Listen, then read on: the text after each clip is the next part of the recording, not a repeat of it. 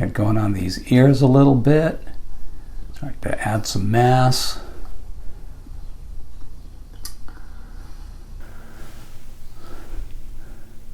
I'll curve this up and in. More like that.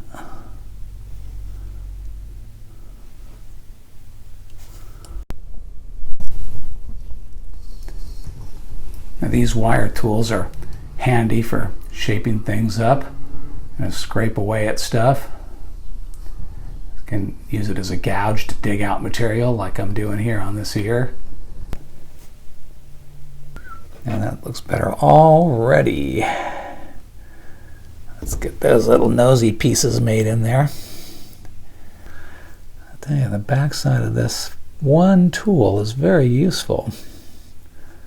It's arguably one of my most useful tools. All right, looking good. Now we can use this little flat bladed tool to lay the teeth in, and that's an easy effect, really quick and surprisingly effective.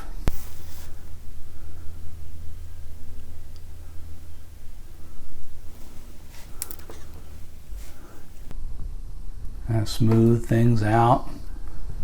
Rub with your fingers to lay the clay down.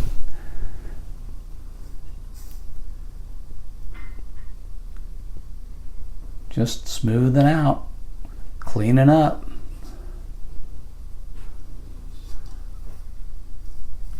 Simple little process of just going over the whole head kind of evenly, looking at all the different parts, making sure that everything is kind of sculpted up to the same level of detail at this point, picking away at it. One of the things I am thinking about is sculpting the pupils and iris into the eye, the details of the eye. I think it'd be interesting to see here with those details sculpted in right now. So I think I will be doing that next. Oh well. Too bad I didn't have my camera turned on when I did that. Sorry about that. But anyway, you get the idea. But I do like having her staring back at me now as I work on her. I think it gives her more character. It's more fun to look at.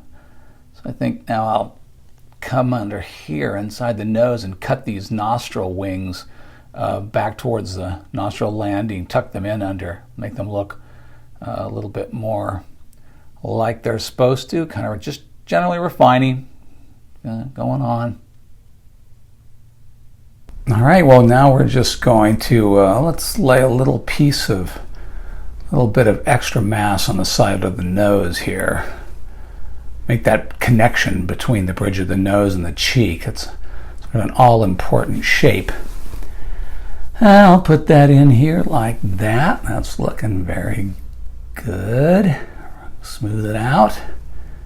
Very good. That looks good. Now let's put a little bit of extra mass under the muscle under the lower lip. It kind of lets an interesting shape too, because it kind of is convex on the sides and concave underneath the middle of the lower lip. So it's kind of a complicated little form.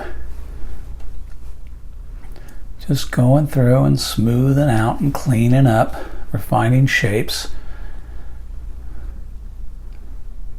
That's where we are at this point.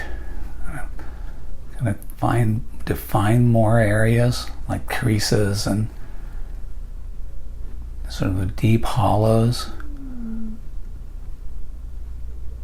Working on her mouth. I'm going to need to add a little piece of clay in there. So let's get that in there. And then let's smooth it out. Kind of had a divot in our lower lip. That's no good. So get that done. Now mostly what I'm doing is just refining, detailing, seeing what else I can find. Seeing if there's any way I can clarify.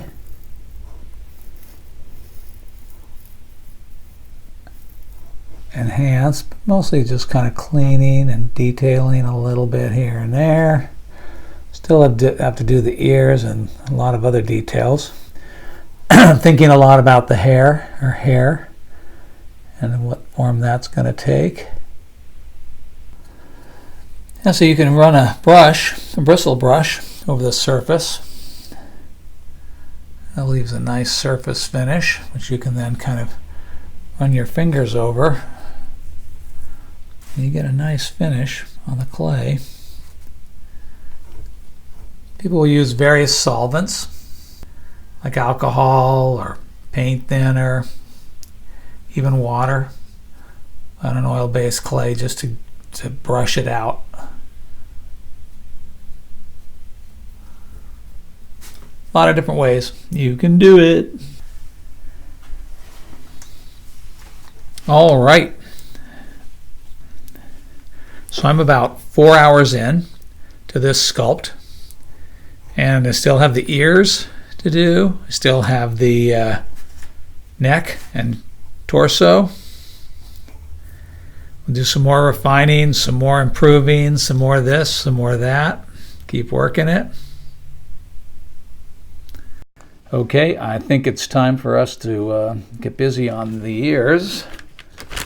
So we will do that. In the off camera, in the interim, I put her on a new base. I mounted her on a new base. That way she's going to be easier to handle, and I think I will be putting a mold around her, so that'll make her a lot easier to mold later on. All right, let's get to thinking about this ear. I'm working on the helix of the ear right now, which is that kind of bell shape that catches all the sound. It's called the helix, and it's very characteristic. Ears feel really complicated, but like everything else, they're all kind of the same, more or less. I mean, each one's different and unique, but they all have the same basic general anatomy. And once you kind of master it, or at least understand it, they're really not that hard to carve. They seem really hard at first till you take them apart. So I'm working on that part of the helix, and then down there, the hole in the ear where the sound penetrates into your skull, and that's the external auditory canal, as opposed to the one that's inside your head, which is the internal. And that flap of skin I'm working on right there is the tragus, that little flap that sticks out of your head. And the tragus, that's a good word. You can drop that into your cocktail party conversations. Whenever you want to sound smarter than you are. It's a good opportunity for that. And so then there's this little piece of landscape, little piece of geography inside of the ear. It's kind of a Y-shaped form, and I'm trying to build that now, and that is called the anti-helical fold. Another excellent cocktail party word. You just whip that out on people, and they'll be very impressed with you that you've got your ear anatomy down. So I'm going to try to make that shape. It's got a very characteristic Y shape. It's kind of folds at the top of the part I'm working on now. It sort of looks like that. Yeah, I keep refining it and working it. But yeah, once you get this sort of general ear-likeness, I mean, you can take a lot of liberties with ear design. You can do a lot of crazy things. Especially if you're creating a character that's not humanoid. The back of the helix is almost like a tube, and it's kind of undercut. The part I'm cutting now is it's kind of undercut back there, and I'm putting that in there, get them smoothed up, and looking good. Get the thing smoothed out, kind of cut it back.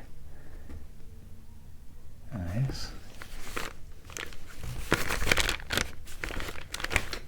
Get it smoothed out. I'm telling you, your fingers are still one of the best tools just for general smoothing of soft clay. And it's looking like an ear. Let's take a bristle brush and kind of smooth it out, brush off the little things. Work down there at the bottom of the lobule, which we call the ear lobe. Actually, that part, I don't really have a very well-defined antitragus in this ear. That's the part just kind of melts all down. But you know what? It looks like an ear to me. I think we'll go on. I think I'm going to spare you the tedium of watching me sculpt the other side because it's very similar. But I'll get on with that and do that behind your back and come back when it's done. I think it's going to be easier to do it that way. Frankly, I can't believe you guys are still here. But seriously, thanks for watching. I appreciate it. See you in the next video.